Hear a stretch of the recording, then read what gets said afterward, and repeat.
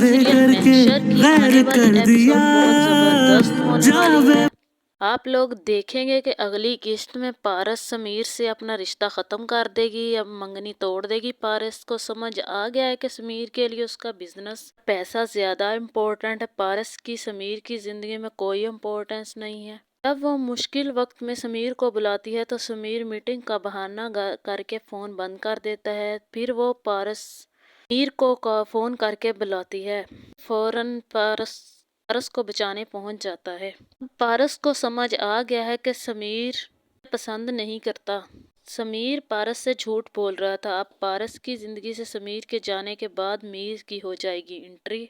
मीर को पारस से मोहब्बत हो जाएगी, वो तो पहले ही थी खैर, लेकिन अब वो जब पता चलेगा मीर को कि इसका रिश्ता समीर से ख़त्म हो गया है तो वो फिर से दोबारा अपनी मोहब्बत का इजहार करेगा पारस से। पारस सुनकर बहुत खुश होती है। तो पहले ही जानता था कि समीर एक अच्छा लड़का नहीं है, पारस की वजह से वो खामोश था। दूसरी तरफ मानी और फौजिया का रिश्ता तय हो गया है। अब किसमें होगी शादी, जहां फौजिया तो बहुत खुश है अपनी शादी पर मानी से, लेकिन मानी बिल्कुल भी खुश नहीं है अपनी शादी पर। वो आयमा को बताता है कि मैं फौजिया से बिल्कुल फौजिया जैसी लड़की से शादी नहीं करना चाहता। नहीं, बिल्कुल भी खुश नहीं होता फौजिया से शादी पर। लानी साहब इन दोनों की शादी से बहुत खुश हैं। वो अब अपने बेटे को एक्शन जतवाना चाहता है। शादी के बाद मानी को हो जाएगी फौजिया से मोहब्बत? कमेंट करके ज़रूर बताएं और मेरे चैनल को सब्सक्राइब करना ना भूलिएगा। फिर जब पारस को प्रपोज करेगा तो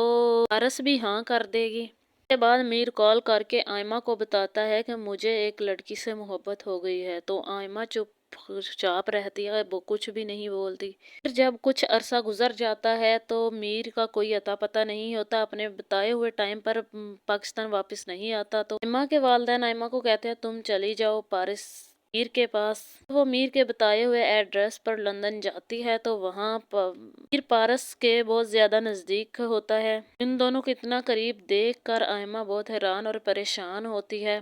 के देखते हैं कि मीर और आयमा दोनों अपने रिश्ते को आगे कायम रख सकेंगे या छोड़ देंगे, अलग हो जाएंगी दोनों की मंजिलें। 10 मिनट हो गए, मैंने बहुत ज़रूरी बात करनी है। अगर तुम मुझसे शादी करना ही नहीं चाहते थे, तुम अपनी बात करो। तुम जानती हो हाँ, मुझे एक लड़की मिली है जो मेरी लाइफ पार्टनर हो सकती है। हम शादी करते हैं। तुम्हारी असलियत सामने आ गई। समीर साहब का सामान बहुत ज्यादा है, अकेले पैक करेंगे तो वक्त लग जाएगा और कमरा 1 घंटे में खाली चाहिए। कि हेल्प कर दूं और उसे बाहर फेंक दूं? वो तो मुझे अपना आप किसी ड्रामे की शादी तो शायद खुशी का मौका होती है, मुझे दुखी क्यों कर रही है? डायलॉग बाजी करनी है ना, आप फिक्र मत करें। बस 10 मिनट हो गए, मैंने बहुत ज़रूरी बात करनी है। अगर तुम मुझसे शादी करना ही नहीं चाहते थे, तुम अपनी बात